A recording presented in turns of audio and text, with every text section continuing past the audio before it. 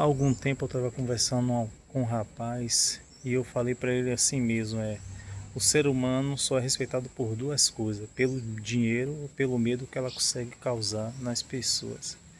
Ele discordou, né? Ele disse que as pessoas que têm dinheiro, não é pelo dinheiro que as pessoas te respeitam, né? Porque ele quis trazer esse ponto, né? Que às vezes as pessoas só estão ali com interesse por você. Então, ela te trata bem pela frente e pelas costas, ela te trata mal. Só que eu falei com ele que isso também é respeito. Na verdade, isso é respeito, por mais que, por exemplo, se eu não gosto da pessoa, eu não gosto da pessoa, mas ela chegou na minha casa, me tá passando necessidade, me pediu um prato de comida, eu pego e dou a ela, mesmo eu não gostando dela, eu deixei de respeitar ela? Não. Eu tô respeitando ela, independente, mesmo que eu não goste dela, mas eu tô respeitando. Porque às vezes as pessoas confundem o respeito com o amor, né? Com outras coisas, não. Respeito é uma coisa totalmente diferente. Porque não é porque você não gosta da pessoa que você não vai respeitar. E por mais que eu não goste da pessoa e eu respeite ela pela frente, trate ela bem pela frente, por trás eu falo coisa, ainda assim eu tô respeitando ela, porque o que eu faço por trás não tem nada a ver. Isso aí é ruim pra mim, não pra pessoa em si. Mas foi isso que eu tava conversando com ele, né? E em relação a isso, você vai ver, você olha também a nossa política recentemente, olha como a nossa política é. Nossa política tem os governadores, tem os prefeitos, tem os deputados, tem os senadores, tem os juízes, tem o presidente. E você analisa assim, quem é que... Eu tava até conversei com ele, né? Ele diz assim, a pessoa que chegou lá porque a pessoa estudou, porque a pessoa fez isso, porque a pessoa fez aquilo. Mas quando você vai buscar a fundo mesmo, a maioria deles, quem é que financia a campanha deles? Quando você vai ver lá, são empresários.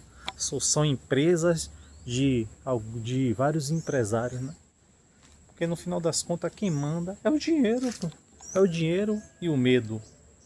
É isso que tem que ficar bem claro. E quem são? E o dinheiro no Brasil tá com quem? Tá com os empresários. Então, os empresários, seja os deputados, os senadores, tá tudo a serviço dos empresários. É isso que tem que estar bem estabelecido. E a gente precisa introduzir isso na mentalidade do povo brasileiro.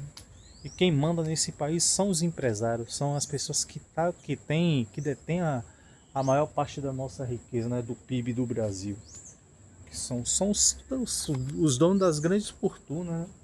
Então, os deputados, os senadores estão tudo a serviço desses empresários. Então é por isso que o Brasil, cada dia que passa, o povo, quem é pobre fica mais pobre, quem é rico fica mais rico. E na hora de fazer a rede, aí tem que ter o governo, né, para chegar, para tentar equilibrar isso, mas o governo não faz.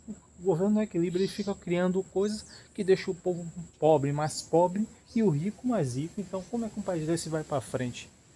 É totalmente diferente de um país de primeiro mundo.